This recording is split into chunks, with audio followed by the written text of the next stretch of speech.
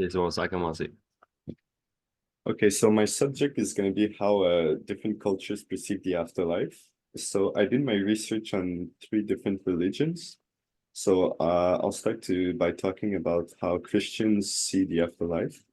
So first of all, Catholics they think that when you die, there's something that's called a general judgment, and that's when you go before God and you either go to heaven, purgatory, or hell.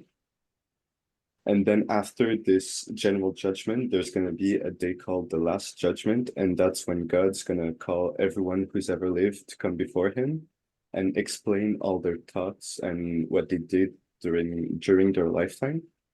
So I talked about purgatory, and purgatory is basically like you get cleansed from your sins before God, before you can go to heaven. So that's when God decides that you're not ready to go to heaven yet and you shouldn't go to hell. So he sends you to purgatory. And for Lutherans, they don't believe in the general judgment. They only believe in the last judgment. Also, I found that Christians are not allowed to communicate with the dead. So it's basically forbidden in the Bible. Then there's Buddhism, and Buddhists, they believe that the ultimate goal is to reach nirvana. And what Buddhists believe basically is that there's an eternal cycle of life and death. So when you die, you get reborn as something else. And their ultimate goal is to escape this life and death cycle called nirvana. So because for them, life is suffering. So ultimately, they want to be able to stop getting reborn as another form. And there are six possible forms for Buddhists, and they are a god, demigod, human, animal, a hungry ghost, or a hell creature. And according to Buddhists, the best rebirth form is thought to be the human, because apparently it's the one that gives you the most chances to reach enlightenment or nirvana. And how you get reborn is based on what they call karma. And your karma is decided on based on the actions you take during your lifetime. So basically, if you do some good things, you get good karma and a good rebirth, and vice versa. So if you like kill someone, you get bad karma, and then you get a bad rebirth. Then I'm going to talk about atheists. So most atheists believe that death is the end. I found a study by the Pew Research Center that talks about how atheists see life after death. And it says that 3% of atheists believe in heaven and only 1% of atheists believe in hell in the US. But 12% of atheists believe in reincarnation. So this shows that it's not because you're an atheist that you don't believe that there's something after you die. Some atheists still believe in life after death, or that there's something after you die. And that's basically because atheism isn't really a religion. You know, there's not a sacred book that you have to follow. It's just you don't believe there's a God. And finally, I'm going to talk about in the book.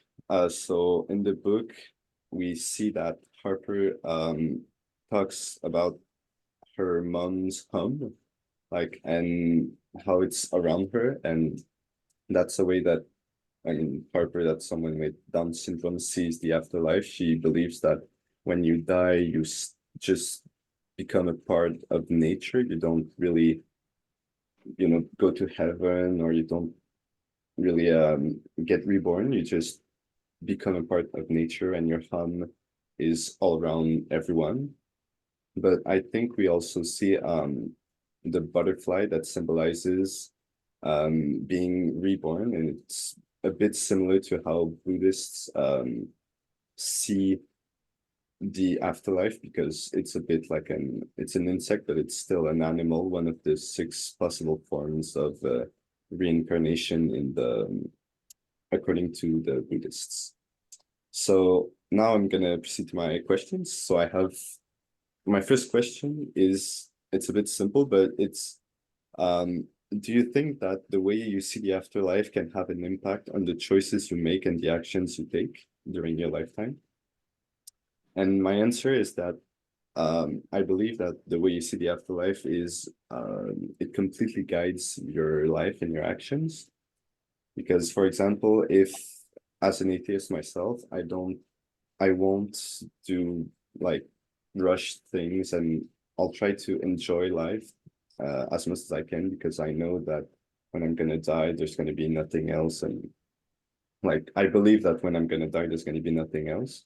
But I still believe that some people might not think the same way as I do. So I was wondering what you guys think.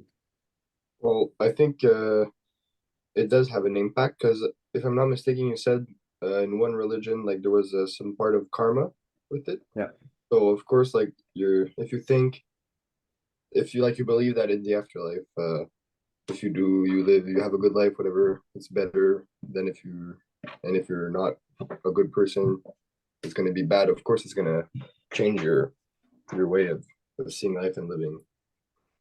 Yeah, well, I guess it depends on what your beliefs are. Like for me personally, I don't think what I do now is gonna affect what happens in my afterlife because I don't think I don't actually believe there is any. So I kind of agree with you. I'm just living day by day and yeah, not too stressed about the afterlife. Yeah, I agree with all of you that what you do, what you believe for afterlife will influence your actions because, for example, if you believe in paradise and hell, of course you're gonna try and do good things because you want to get a good afterlife. But I don't believe in afterlife either, so I just like carpe diem. I'm trying to doing the best thing for each day and not think about the future too much. Yeah, because I know that some of my friends said that they really don't care about the afterlife because they say that it's all worthless in the end. We're all gonna die and it's gonna be the end. So they don't believe that we should really do anything differently. And we should just, live our life like there's something. And I don't agree with that really, but so that's why I asked this question. And I have another question is, do you think that Harper sees life differently because of her views on the afterlife? And my answer is that I think that Harper sees her illness differently because she believes that when she's gonna die, her hum will become a part of nature.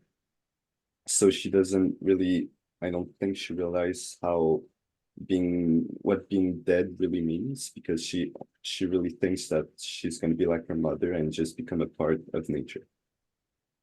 Well, yeah, of course, I think it really influence on because of what she thinks. Because for her, she's not afraid of death, which is not a bad thing because many people are afraid to die, and this it doesn't allow them to appreciate their life. They're just thinking about, oh, I'm so scared to die. But for Harper, she doesn't see it as a bad thing. She thinks her soul will still be there, so it makes her not afraid of death, and she sees it as a good thing because she doesn't miss her mother as much as Marlo misses her mother, and for Harper, she's still around her, so she believes it will be the same thing with her when she will die. Yeah, I agree with that. Like you said, I don't think she really quite understands what death really is. So she thinks she may be part of nature when she dies. So I don't necessarily think it's gonna change her view on life, but because she doesn't quite understand it really, I guess. I have nothing much to add. You all pretty much said the Okay, yeah, well, that's basically it. Yeah, I think.